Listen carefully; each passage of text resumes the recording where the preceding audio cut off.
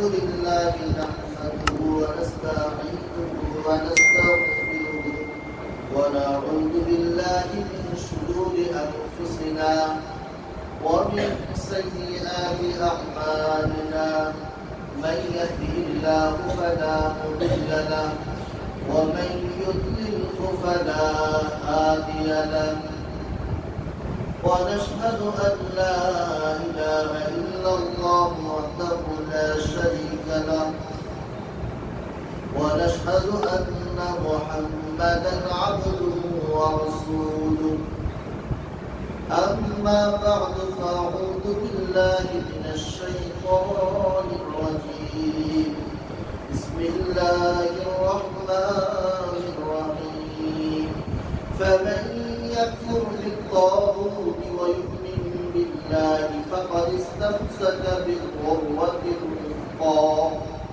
وقال رسول الله صلى الله عليه وسلم جددوا إيمانكم قيل يا رسول الله كيف نجدد إيماننا قال أكثروا من قول لا إله إلا الله أو كما قال عليه الصلاة والسلام اللهم صل على محمد وأنزله المقعد المقرب عندك يوم القيامة আল্লাহ তাআলা আমাদেরকে জুমার নামাজ আদায়ের ইনশাআল্লাহ মুস্তাশার তৌফিক দান করেছেন আমরা কালিমাতুল শুকর আদায় করি আলহামদুলিল্লাহ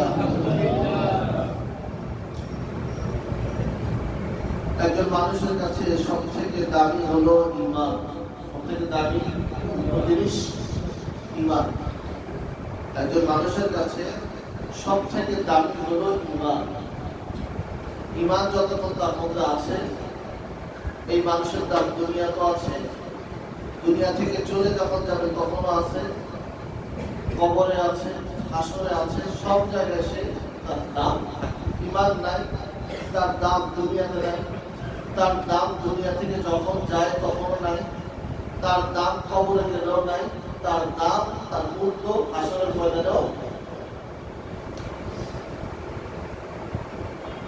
ঈমান একজন মানুষের কাছে যেহেতু এটা দামি জিনিস দামি সম্পদ সাহাবায়ে কেরাম রাদিয়াল্লাহু আনহুম ঈমানের ব্যাপারে অনেক বেশি সচেতন ছিলেন ঈমানের ব্যাপারে সাহাবায়ে কেরাম কেমন ছিলেন বলেন অনেক বেশি সচেতন ছিলেন আমরা যেরকম আমাদের ধন সম্পদ পরিবার পরিজন অনেক সচেতন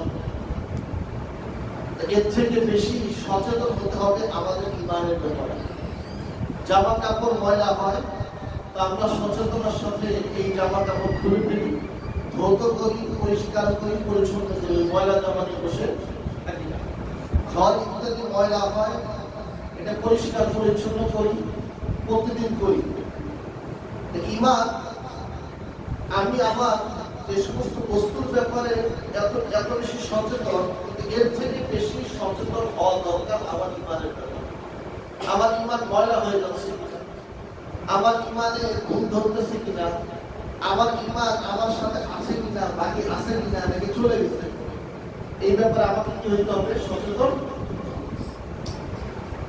নবী সাল্লাল্লাহু আলাইহি ওয়াসাল্লাম সাহাবী হানজালা আল-উসাইদি সাহাবী রাদিয়াল্লাহু আনহু তিরমিজি শরীফের মধ্যে রওয়ায়াত এসেছে হানজালা আল-উসাইদি সাহাবী রাদিয়াল্লাহু আনহু তিনি একবার মদিনাতে আবু বকর রাদিয়াল্লাহু আনহু পাশ দিয়ে অতিক্রম করলেন আবু বকর রাদিয়াল্লাহু আনহু তিনি হানজালা রাদিয়াল্লাহু আনহুকে দেখতে পেরেশান বিচলিত চেহারার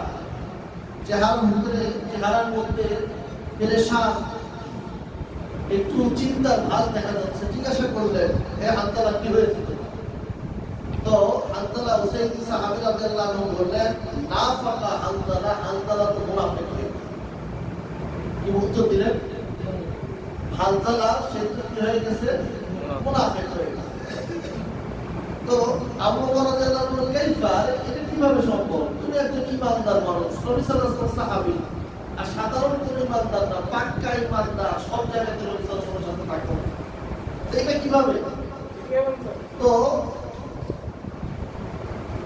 হানজালা সাহাবী রাদিয়াল্লাহু আনহু তিনি যখন বললেন নাফাকা হানজালা তো অতঃপর তিনি এই কথা বললেন যে দেখেন আবু বকর রাদিয়াল্লাহু আনহু, আমরা যখন নবী সাল্লাল্লাহু আলাইহি ওয়াসাল্লামের মজলিসে থাকি, কোথায় থাকি?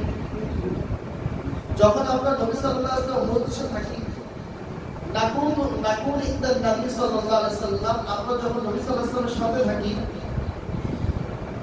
তাযকুরুনা না বিন্নার ওয়াল জান্নাহ, আমাদের ওই সময় জান্নাত এবং জাহান্নামের স্মরণ থাকে, আমাদেরকে জান্নাত জাহান্নাম স্মরণ করা যায়।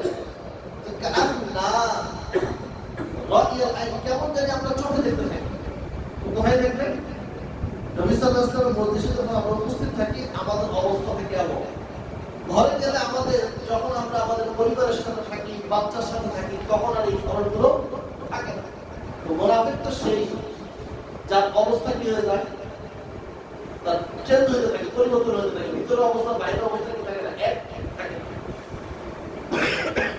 তো হানজালা সাহাবী রাদিয়াল্লাহু আনহু এই কথা শুনে আবু বকর বললেন রাদিয়াল্লাহু আনহু, তিনি বললেন আমারও তো একই অবস্থা। আল্লাহর নবীর সাথে থাকলে আমাদের এক অবস্থা, ঘরে গেলে পরিবর্তন চলে আসে। তো দৌড়াদৌড় কার কাছে গেলেন?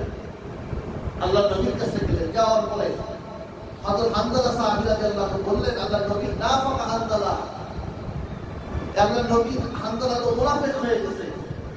নাকুলু ইনদাকা তাযকুরুনা বিন-নারি ওয়াল জান্নাতি, আমরা যখন আপনার কাছে থাকি তখন আমাদের অবস্থা হয় এইভাবে, সব কিছু জান্নাত জাহান্নামকে আমাদের চোখের সামনে দেখতেছি। আল্লাহর নবী যখন এই কথা শুনলেন, বললেন যে হানজালা শোনো, তোমার আমার মজলিসে থাকা অবস্থায় তোমাদের যে অবস্থা হয়, এই অবস্থাটা যদি তোমরা সর্বদাই থাকতো, তোমাদের এমন, তোমরা যদি এই অবস্থা সর্বদাই থাকতা, লাউ তাকুমুনা আলাল হালিল্লাতি তাকুমুনা, তোমাদের অবস্থা যদি এই যে জান্নাত জাহান্নামের সর্বদাই, এই অবস্থা যদি তোমাদের সর্বদাই থাকতো, আমার এখানে থাকা অবস্থা তোমাদের যেটা থাকে, লাসাহাফাতকুমুল মালাইকাতু ফি মাজালিসিকুম ওয়া ফি তুরুকিকুম ওয়া আলা ফুরুশিকুম। হ্যাঁ হানজালা, তোমার অবস্থা যদি এমন হয়, সর্বদা তুমি জান্নাত জাহান্নামকে দেখো, এমন অবস্থা যদি হয়ে যায়, তোমাদের সাথে ফেরেশতারা মজলিসের মধ্যে তোমাদের সাথে মুসাফা করবে, হাত মিলাবে, তোমাদের বিছানায় তোমাদের সাথে হাত মিলাবে, তোমাদের রাস্তায় তোমাদের সাথে তারা সাক্ষাতে হাত মিলাবে। তো ইয়া হানজালা, এই অবস্থাটা এটা তাকুমু সাআ সাআ, মানুষের অবস্থায় কিছু সময় আল্লাহ স্মরণটা অধিক থাকে, আবার কিছু সময় সে পরিবারের দিকে মগ্ন হয়ে যায়। এর দ্বারা এমন না সাহাবায়ে কেরামদের পরিবারের সাথে যখন মগ্ন হয়ে গেছে, পুরো আখিরাতের কোনো খবর ছিল না, এমন না। ওই যে আল্লাহর নবীর কাছে থাকা অবস্থায় যে অবস্থাটা ছিল, এই অবস্থার পরিবর্তনটাকে তারা কি মনে করেছে? তারা মুনাফিক। আল্লাহর নবীর সামনে থাকা অবস্থায় জান্নাত জাহান্নাম সামনে দেখতো, কিন্তু আল্লাহর নবী থেকে সরে গেলে পরিবারের কাছে যখন গেলে এই অবস্থা যখন পরিবর্তন হচ্ছে, এটা কি সাহাবায়ে কেরাম কি মনে করে বসে আছে? এটাই মনে করে। তারা ইমানের ব্যাপারে কি ছিল?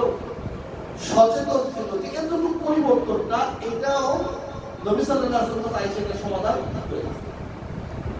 তো দেখেন, ঈমানের ব্যাপারে আমাদের অনেক বেশি সচেতন হতে হবে। আল্লাহ নবী সাল্লাল্লাহু আলাইহি ওয়াসাল্লাম হাদিস আমাদের বলেন, জাদ্দিদু ঈমানাকুম, তোমরা তোমাদের ঈমানকে নবায়ন করো।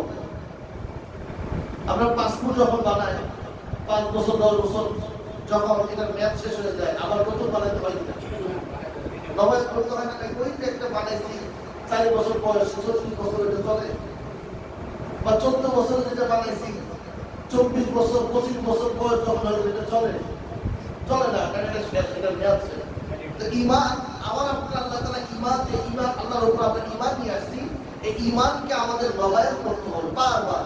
কিভাবে? সাহাবায়ে কেরাম আল্লাহর নবীকে জিজ্ঞাসা করলেন, ইলা ইয়া রাসূলুল্লাহ কাইফা নুজাদ্দিদু ঈমানানা, আমরা আমাদের ঈমানকে কিভাবে নবায়ন করব? তো নবী সাল্লাল্লাহু আলাইহি ওয়াসাল্লাম বললেন, আকসিরু মিন কওলি লা ইলাহা ইল্লাল্লাহ, তোমরা বেশি বেশি লা ইলাহা ইল্লাল্লাহ এটা পড়তে থাকো, এটা স্মরণ তোমাদের ভিতরে বসাও, এটা চিন্তা তোমাদের পুরো বডির মধ্যে নিয়ে আসো, আল্লাহ ছাড়া কোনো ইলাহ, এই যে ঈমান, আল্লাহ ছাড়া কোনো ইলাহ নাই, এটাই তো ঈমান।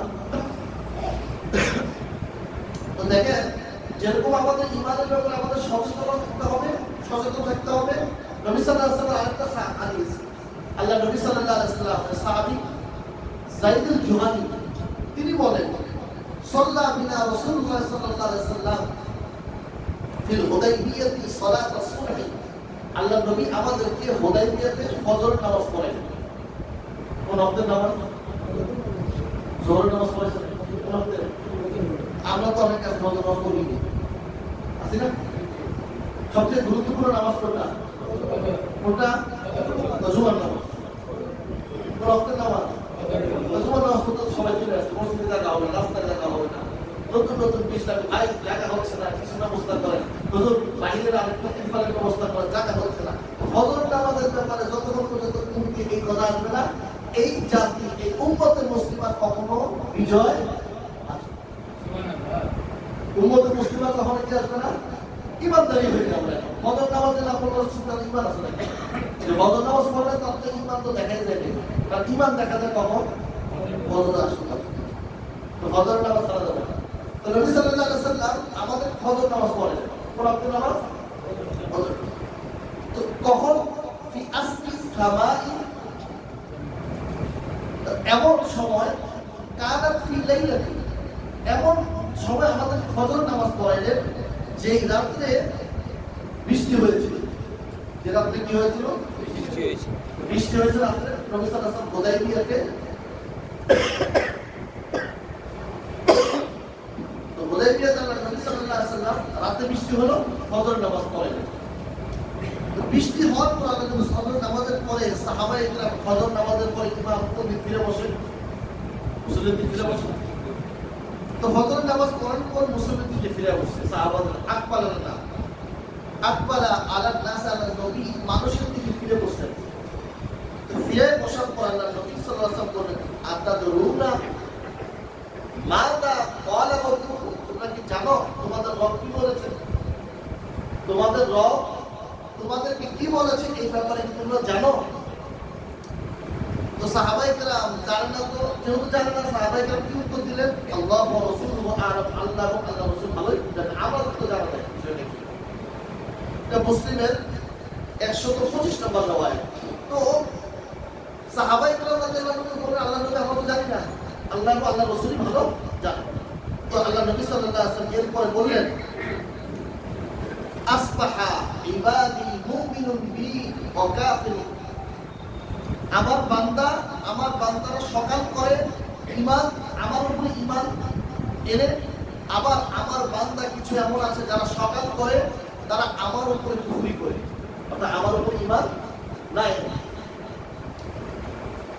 তো নবী সাল্লাল্লাহু আলাইহি ওয়াসাল্লাম এরপরে বিষয়টা স্পষ্ট করলেন, ফাআম্মা মান ক্বালা মুতিরনা বিনৌই কাযা মুতিরনা বিফদলিল্লাহি ওয়া রাহমাতি, ওই ব্যক্তি যে বলে যে আজকের রাতে বৃষ্টি হয়েছে আল্লাহর দয়ায় এবং কার রহমতে? আল্লাহর রহমতে। যে ব্যক্তি সকাল করলো, সকাল করার পরে সে বলে যে আল্লাহর রহমতে এবং আল্লাহর দয়ায় রাতে বৃষ্টিটা হয়েছে, মুমিনুন বি ওয়া কাফিরুন বিল কাওকাব, এই ব্যক্তি সে সকাল করলো আমার উপরে ঈমান এনে এবং সে সকাল করলো তারকারাজির উপরে সে ঈমান নাই। সে কি বলতেছে? কি বৃষ্টিটা হয়েছে কার হুকুমে? আল্লাহর হুকুমে, আল্লাহর দয়ায়, আল্লাহর রহমতে। এই ব্যক্তি হলো মুমিন অবস্থা সকাল করলো। ফাআম্মা মান ক্বালা মুতিরনা বিনৌই কাযা, আরেকজন সকাল করলো এইভাবে, সকাল উঠা বলে বৃষ্টিটা হয়েছে অমুক তারকারাজির কারণে, রাতের বেলা দেখছিলাম ওই তারাটা উঠছিল, ওই কোনায় আমি দেখছিলাম মেঘ ছিল যে কারণে রাত্রে বৃষ্টি হয়েছে, ইত্যাদি ইত্যাদি যা বলা দরকার সে এইভাবে করলো। তো এই ব্যক্তির অবস্থা হলো ফামুমিনুন বিল কাওকাবি ওয়া কাফিরুন বি, সে সকাল করেছে তারকার উপরে ঈমান এনে আমার সাথে কুফরি করে। আমরা সমাজের মধ্যে বলি কিনা যে মেঘ দেখছি যেন বৃষ্টি হয়েছে, মেঘ ছাড়া বৃষ্টি হয়, রোদ বৃষ্টি শুরু হয়েছে, হয় কিনা? তো এই দেখেন ঈমান, এই ব্যক্তির ঈমান রইল যে বললো তারকার উপরে, তারকার কারণে বৃষ্টি হয়েছে। তা আমাদের বর্তমান অবস্থায় আমরা আসি, আমাদের সমাজের মধ্যে কিছু মানুষ আছে, এখন গবেষণা লেগেছে ভূমিকম্পটা হইলো কেন? প্লেট ছিল, প্লেটগুলো ধরে গেছে, আপনি প্লেটগুলো ভাত খান না, প্লেটগুলো মাটির নিচে কি আছে? প্লেট আছে, প্লেটগুলো নড়ছে, আপনাদের এত প্লেটই বুঝেন তো প্লেটগুলো নিয়ে আসেন, আমরা তো ভাত খান বসে বসে। এত প্লেট, এত বছর আগে, 7 লক্ষ বছর আগে, 7 কোটি বছর আগে এত জ্ঞানের ঝড়ি এখন চলতেছে। এই সবগুলো এইগুলোর উপরে যারা বিশ্বাস করবে, এই হাদিসগুলো দেয়, তারা কি অবস্থা তাদের? এই প্লেট নড়ছে, এই কারণে ভূমিকম্প হয়েছে। বার্মা প্লেট আর হলো ভারত প্লেট, 2 প্লেটের মাঝখানে সংযোগস্থল বর্ষেননি, এই কারণে বেশি বেশি ভূমিকম্প হচ্ছে। এই কথাগুলোর উপরে যারা ঈমান আনে তাদের অবস্থায় লেগে এরকম আল্লাহ নবী সাল্লাল্লাহু আলাইহি ওয়াসাল্লাম হাদিসের মধ্যে বললেন যে তারা আমার উপর ঈমান আনে না, তারা কিছুর উপর ঈমান আনে, তারও কারো উপর ঈমান আনে। তো তাদের অবস্থায় যেটা তাদের অবস্থা হলো তারা আমার উপর ঈমান আনে না, তারা ওই প্লেটের উপর ঈমান আনে। সেটা বুঝে আসছে? গবেষণা বলেই যাবে, গবেষণার শেষ নাই। যে গবেষণা, যে কথা আল্লাহ এবং আল্লাহ রাসূল বলেছে ওইটাই হলো শেষ। ঘুরা ওই জায়গা মধ্যেই যেতে হবে। এতদিন যে হাবিজাবি শুনতে থাকবো, শুধু কানের মধ্যে পড়তে থাকবে, এগুলার কোন অস্তিত্ব, এগুলার উপরে যে বিশ্বাস করলো এই কারণে হয়েছে, তার অবস্থা হলে এই হাদিস অনুযায়ী তার অবস্থা কি বলে? সে তার আল্লাহর উপর ঈমান আনলো না, সে কার উপর ঈমান আনছে? এই সমস্ত ভূমিকম্প এই কারণে হয়েছে, এর উপরে সে ঈমান আনছে। ভূমিকম্পের কারণ হতে সহজ, আল্লাহ নবী সাল্লাল্লাহু আলাইহি ওয়াসাল্লাম বলে দিয়েছে। আমরা কত সময় আলোচনা শুনেছি, দুনিয়ার মধ্যে যখন জিনা ব্যভিচার হবে, গান বাজনা বেশি হবে, আল্লাহর অবাধ্যতা যখন হবে, ভূমিকম্প হইতেই থাকবে। বাংলাদেশে এত মানুষ, এত মুসলমান, তো বাংলাদেশে কি জিনা গান নাই? বাংলাদেশে ব্যভিচার নাই, গুনাহ নাই? এই পৃথিবী পুরো পবিত্র, পুরো পৃথিবী পবিত্র হয়ে গেছে, সবাই ইমানদার। আল্লাহ তাআলার পক্ষ থেকে আসছে এটার বিশ্বাসটা করলে, এটা গবেষণার মধ্যে দেখেছি তার অবস্থানে হাদিস অনুযায়ী সে আল্লাহর উপর ঈমান রাখে না, সে কার উপর ঈমান রাখে? এই বস্তুর উপর ঈমান। এই জন্য শুরুতে আমি একটা কথা বলেছি, আল্লাহ তাআলার উপর আমরা ঈমান নিয়ে এসেছি, এই ঈমানকে আমাদেরকে বাঁচাইতে হবে, ঈমানের ব্যাপারে আমাদেরকে সচেতন হইতে হবে। এখন আসলে দেখেন, মানুষের ঈমান, সেটা ঈমান নিয়ে আসলো। এই ঈমানটা আমি শুরুতে বললাম কেন সচেতন হতে হবে? ঈমান চলে যায়, মানুষের বিভিন্ন কাজের মাধ্যমে কি চলে যায়? ঈমান চলে যায়। তো দেখেন, নওয়াকিদুল ঈমানি সালাসাতুন, ঈমান মানুষের চলে যায়, ঈমান ভেঙে যায়, মানুষ সে বেঈমান হয়ে যায়। মৌলিক কারণ হলো 3টা। কয়টা? একটা হলো আল ইরতিকাদ, তার বিশ্বাসগত কারণে সে বেঈমান হয়ে যায়। আমার সাথে নামাজ পড়তেছে কিন্তু এরপরও সে বেঈমান, বিশ্বাসগত সমস্যা। নাম্বার 2, কওলি কথার কারণে তার ঈমান চলে যায়। নাম্বার 3, আল আমালি, তার আমলের কারণে সে কি হয়ে যায়? বেঈমান হয়ে যায়। আমার সাথে নামাজ পড়ে তারপর সে কি থাকে? আমার পাশে নামাজ পড়তেছে, আমার আপনার সাথে একসাথে খাচ্ছে, আমরা তাকে জানি মুসলমান, কিন্তু তার আমলের কারণে সে বেঈমান, তার আমলের কারণে সে কি? এখন আসি আমাদের আকীদাগত, বিশ্বাসগত কারণে একজন মানুষ সে কি হয়ে যায়? বেঈমান। আল্লাহ নবী সাল্লাল্লাহু আলাইহি ওয়াসাল্লামের হাদিস, আল্লাহ পরে বলতেছে, এর আগে শুনি, মানুষ বিশ্বাসগতভাবে বেঈমান হয়ে যায়। 1 নাম্বার হলো আশরিকু ফিত তাসাররুফি ওয়াল ইলমি ওয়াল ইবাদা, তার ধারণা, তার বিশ্বাসগতভাবে সে আল্লাহর সাথে ইবাদতের মধ্যে শিরিক করে, সে আল্লাহর সাথে আল্লাহর ক্ষমতার ব্যাপারে শিরিক করে, আল্লাহর ইলমের ব্যাপারে, জ্ঞানের, আল্লাহর জ্ঞান, আল্লাহর ইলমের ব্যাপারে শিরিক করে।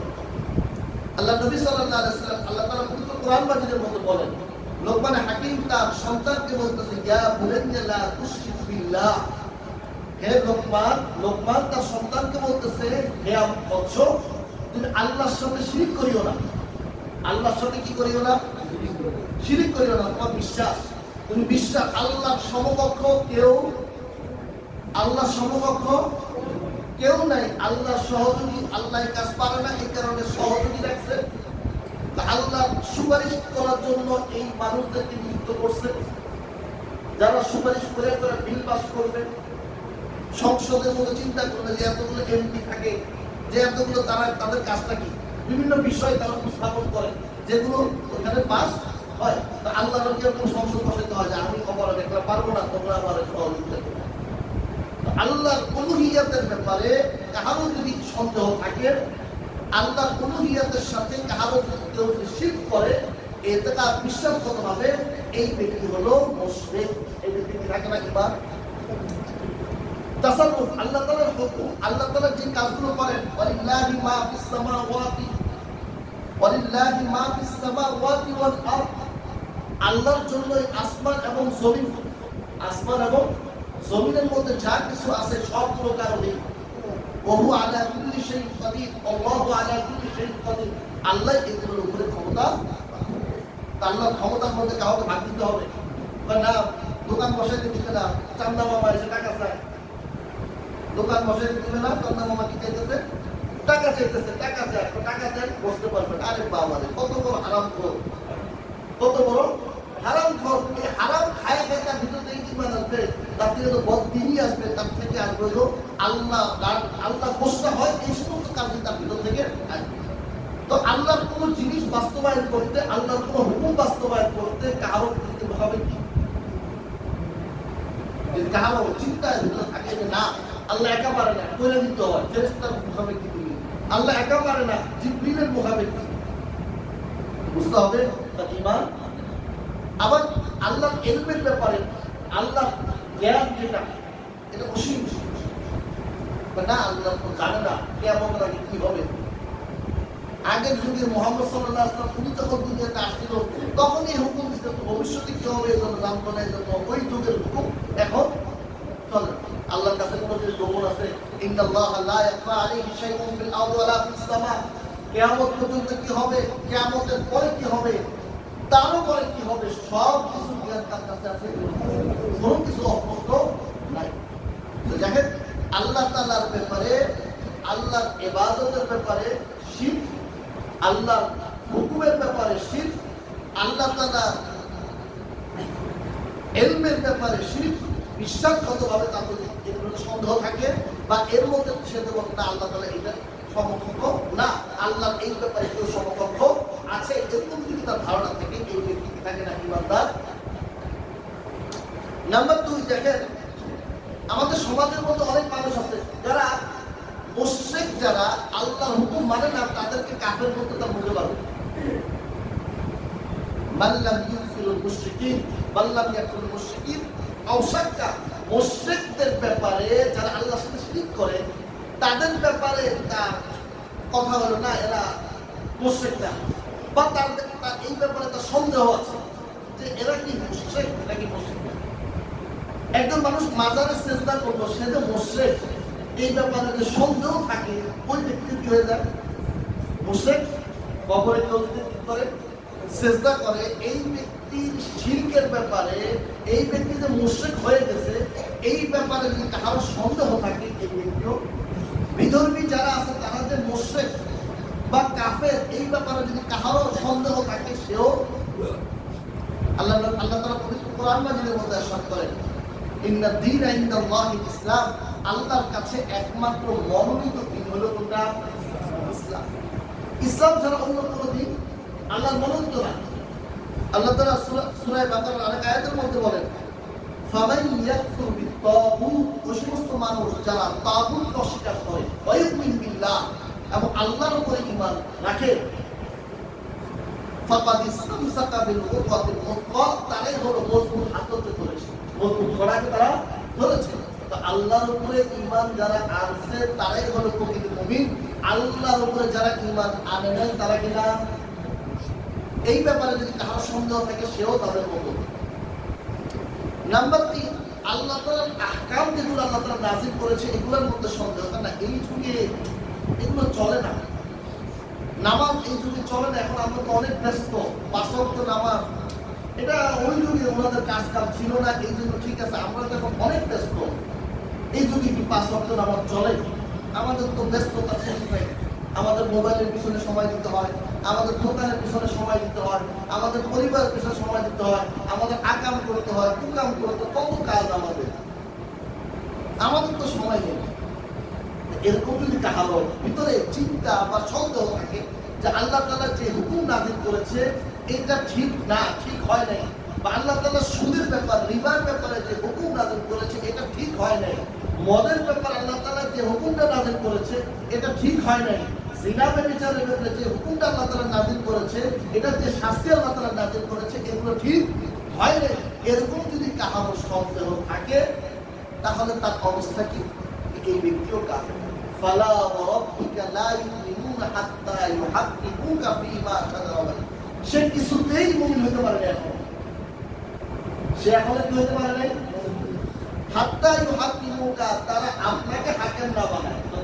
যেই জিনিসের ব্যাপারে তাদের কোনো মতলব আছে, এই বিষয়ে আপনাকে তারা যতক্ষণ পর্যন্ত তারা এই বিষয়ে বিচারক না বানাবে, তারা কিছুতেই মুমিন হতে পারে না। যেটা আল্লাহ তাআলা ফয়সালা করেছে, আল্লাহ তাআলা যেটা বলেছে, এই ব্যাপারে সন্দেহ মানে সে আল্লাহর ফয়সালাকে কি করতে পারতেছে না, আল্লাহর হুকুমকে সে মানতে পারতেছে না। এই ব্যক্তি কিছুতেই কি হতে পারে না মুমিন।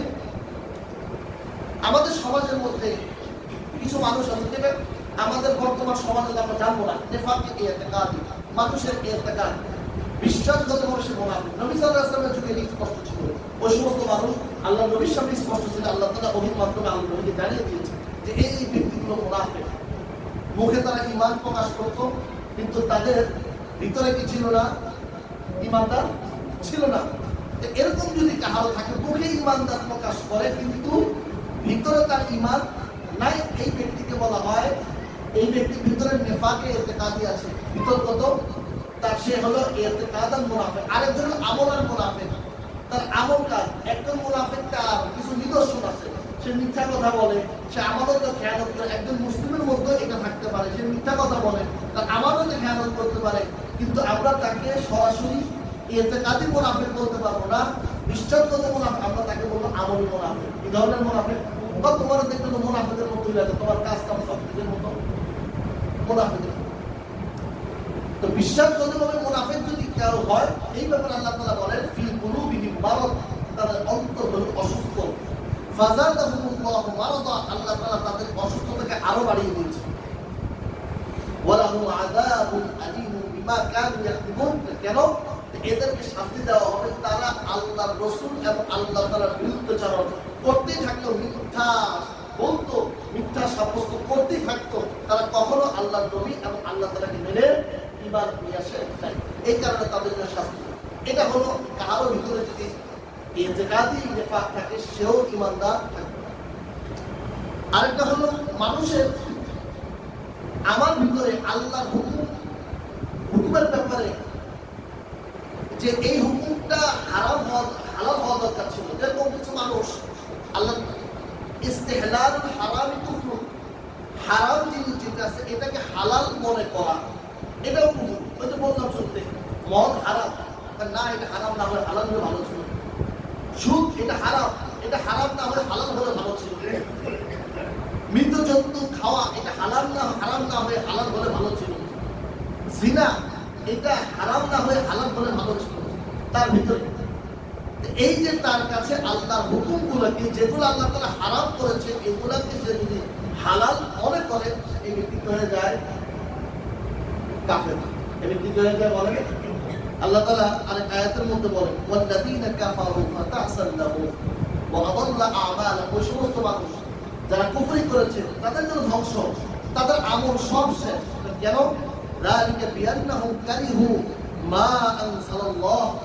এই সমস্ত মানুষগুলোর অবস্থান এমন, আল্লাহ তাআলা যেটা নাযিল করেছে এইটা তার পছন্দ না। এই কারণে সে কি মনে করতেছে? হারামকে সে কি মনে করতেছে? হালাল মনে করতেছে। যেটা আল্লাহ তাআলা নাযিল করেছে এই জিনিসকে সে কি মনে করতেছে? বলে না, হারাম জিনিসকে সে কি মনে করতেছে? হালাল। তার কাছে এটা পছন্দ না।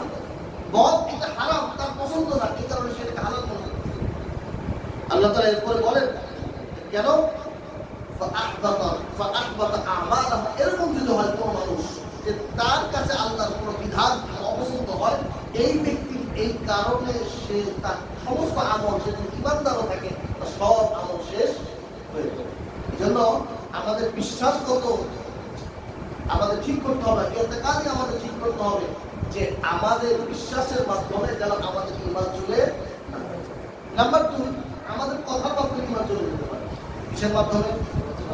কথার মাধ্যমে চলে যাবে। যেরকম কিছু মানুষ এমন পাওয়া যাবে যারা আল্লাহর ব্যাপারে আল্লাহকে নিয়ে তার ঠাট্টা বিদ্রুপ করে। এক পাগলের ইদানিং চলতেছে, এক পাগল, তো ওই পাগলের পক্ষে যারা নিয়েছে এরাও কাফের হয়ে গেছে। এই পাগলের পক্ষে যারা নিছে না, এরা কি হয়ে গেছে?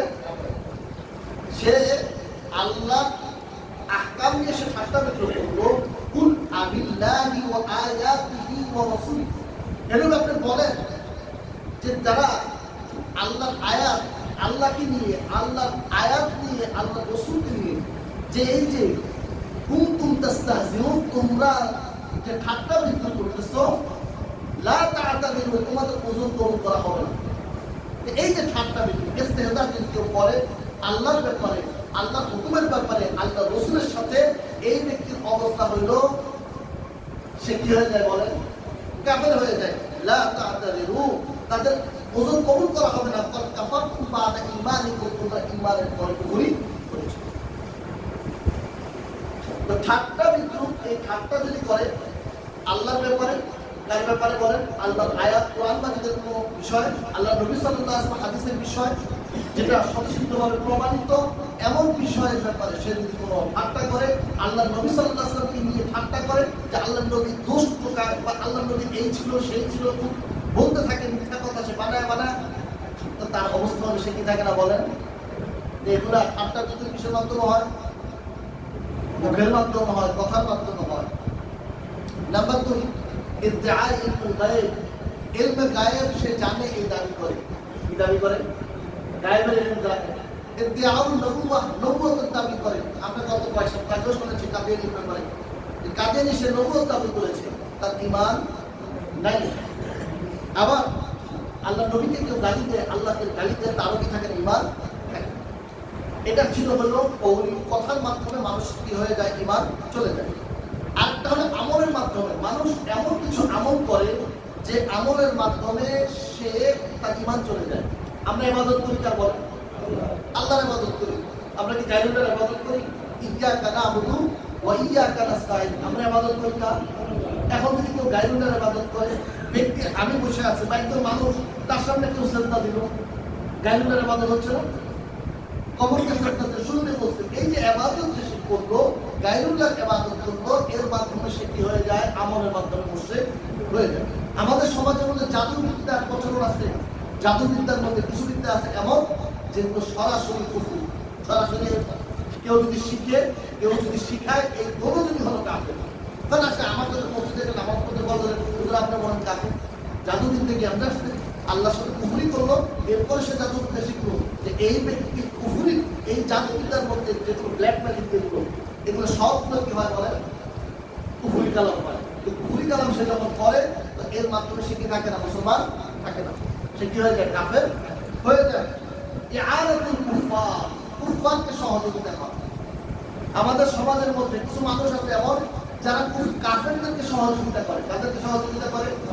কাফেরকে। মুসলমান হয়ে কাফের, মুসলমান হয়ে সে কাফেরকে সহযোগিতা করে, মুসলমানকে যেন নিঃশেষ করে দেওয়া যায়, মুসলমানের ঈমান যেন শেষ করে দেওয়া যায়। আল্লাহ তাআলা পবিত্র কোরআন মাজিদের মধ্যে বলেন, ইয়া আইয়ুহাল্লাযীনা আমানু লা তাত্তাখিযুল ইয়াহুদা ওয়ান নাসারা আউলিয়া, হে ঈমানদার, তোমরা ইহুদি এবং নাসারাদেরকে বন্ধু বানাও না। বা'দুহুম আউলিয়াউ বা'দ, তারা একে অন্যের বন্ধু, তারা একে অন্যের বন্ধু। ওয়া মান ইয়াতাওয়াল্লাহুম মিনকুম, তোমাদের মধ্যে থেকে কেউ যদি তাদেরকে বন্ধু বানায়, ফাইন্নাহু মিনহুম, সে তাদের বন্ধু। আল্লাহ তাআলা এরপরে বলতেছে, ইন্নাল্লাহা লা ইয়াহদিল কওমাজ যালিমিন, এই সমস্ত মানুষ যারা বন্ধু বানাবে এরা হলো জালেম। আল্লাহ তাআলা জালেমদেরকে কোনো হেদায়েত দেয় না। তো আমাদের কি করতে হবে বলেন? ঈমানের ব্যাপারে সচেতন হতে হবে কিনা? আমার কথার দ্বারা, আমার বিশ্বাসের মাধ্যমে, আমার আমলের মাধ্যমে আমি এমন কোনো কাজ করবো না যার দ্বারা আমি কি হয়ে যায়? বেঈমান হয়ে যায়। আল্লাহ তাআলা আমাদের সবাইকে যে সমস্ত কথা বলা হলো এর উপর আমল করার তৌফিক দান করুন।